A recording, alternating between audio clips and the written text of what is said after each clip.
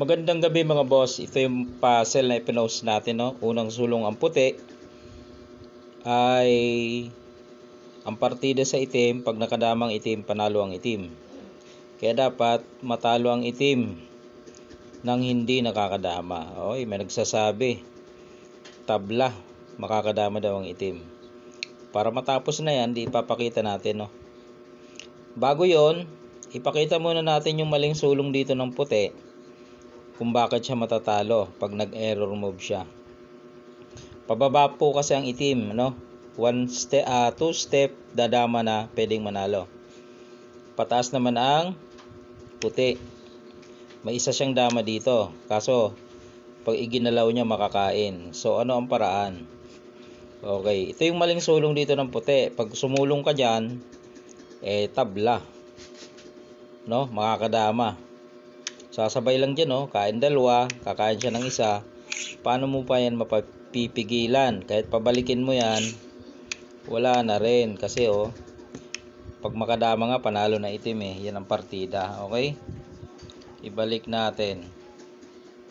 Ang tama, ito. Pakain mo lang to, Yan, tapos dito ka lang. Kasi kakain pa yung itim. Pagkain ng itim, pumunta ka sa sulok. Saan siya lalagay ng mga piyon niya? Di ba wala na? Pag dito siya lumagay, ubos yan. 1, 2, 3, 4. Ubos. Saan mo yun ilalagay?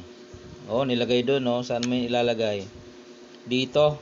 1, 2, 3. Ubos. Pag sulong mo dyan, kahit saan, bantay sarado. Bantay sarado, di ba? Kaya talo mga boss, hindi na siya makakadama. Ulitin natin para makita nyo. Pinakain dito. Yun ang rules unang sulong puti, pinakain. Tapos idikit mo lang doon sa puti. Kakainin ng itim. Punta ka sa sulok, wala na paglalagyan. Dito naman. 1, 2, 3. Talo pa rin. Doon naman ay ubos pa rin. 1, 2, 3. Pag sulong niyan, babantayan mo lang yun eh. Okay na mga boss. Simple, basic. Basic na basic. Halimbawa itong dama, ilagay mo naman doon. Same din yan, same process. No? Ipapakain to.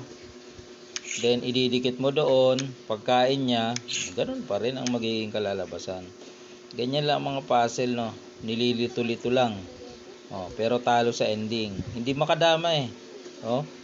Kahit isaan mo ilagay, hindi makadama talaga eh.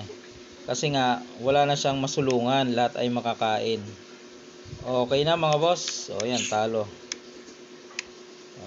Hindi nakadama, talo. Alright.